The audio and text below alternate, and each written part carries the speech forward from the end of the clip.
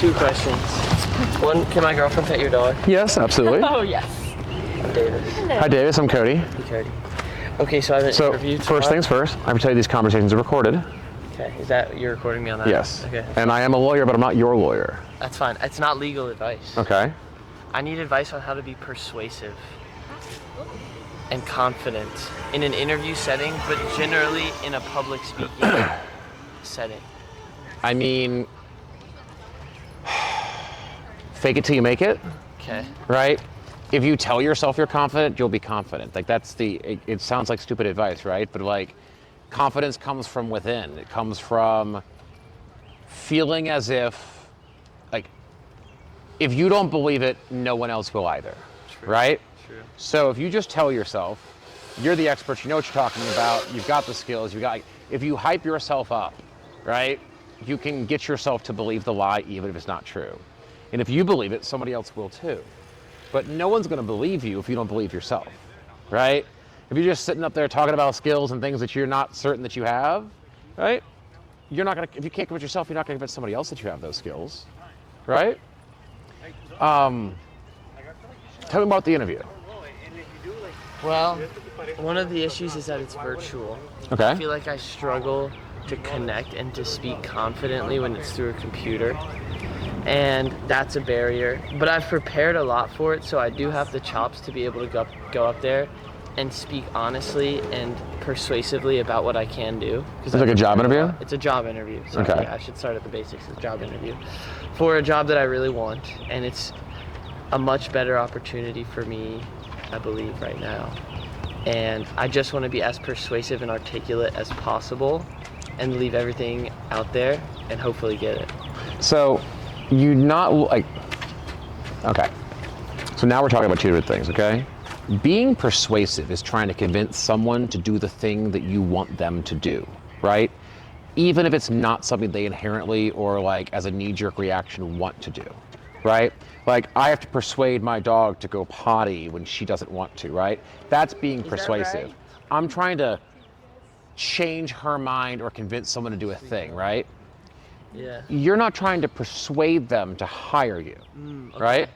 You're trying to convince them that you're the person that they want, right? You're not trying to change their mind. It's not like trying to convince them that they should hire you over Ted, because you don't know who Ted is. Yeah, you true. don't. He's not in the room with you, right? True. You might as well not exist. So they don't have an opinion of like, well, yeah.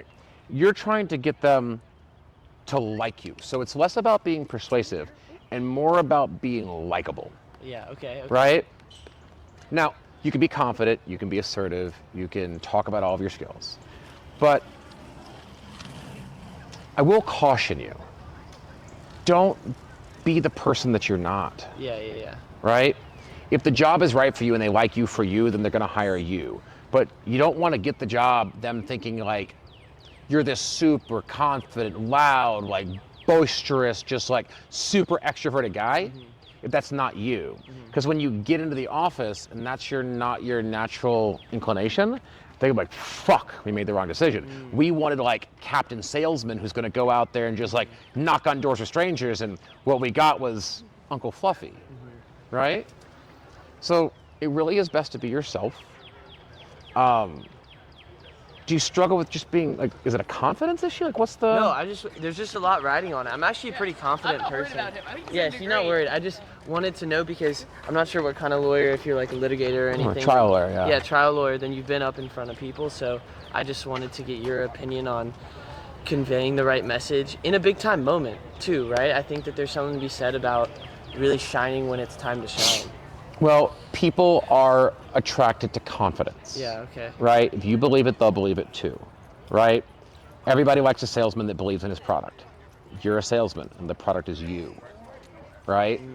So you got to come into that room with the fact that I'm selling me, right? Yeah, true.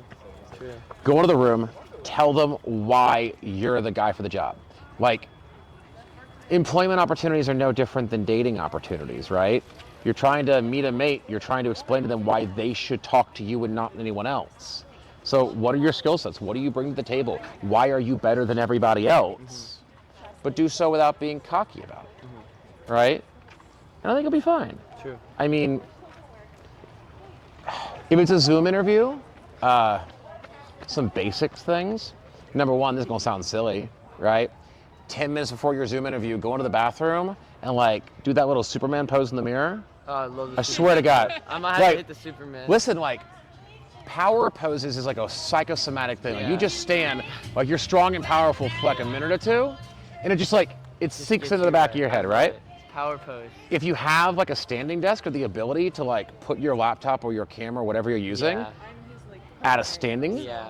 so much better. I think so too. If you're sitting in a chair, you're slouching, you'll have tendencies to do things. When you're standing and you're presenting, you're talking to them in a room. And it's a more, like you're looking into the camera like this, you're Yeah. making good eye contact with them, right? That's better for a Zoom interview. Yeah. But, I mean, just explain to them why you're the right guy. Totally. Why are you the right guy? For this job, Yeah. I'm the right guy because I can go in and I can work hard. I'm flexible. I'm not married right now. I don't have any kids. I can be the guy that's going to work the longest hours they need at any time they need. I'm the guy because I'm good with people. I'm sociable, and this role requires that. And I'm the guy because I think you want me in their office. You want me around because I'm a positive, sociable person, you know? And I can execute. I can execute with the type of work they're doing. I've done it before, and I believe that I'd be really freaking good at the job, and I just need to sell that. Okay. I'm gonna play devil's advocate for a second though, right? All right. So, first let me ask you this, like, what's your best and worst qualities? Now that's a normal interview question. Like, what's your best and worst skill? Like best quality, worst quality, like skills. I would say my best quality is I'm extremely self-sufficient. If you give me a task, I'll find a way to complete it. Okay. And my worst quality is probably I have a short attention span, so maybe I'm gonna be distracted during that task, but it'll get done. Okay. So here's some advice for you, okay?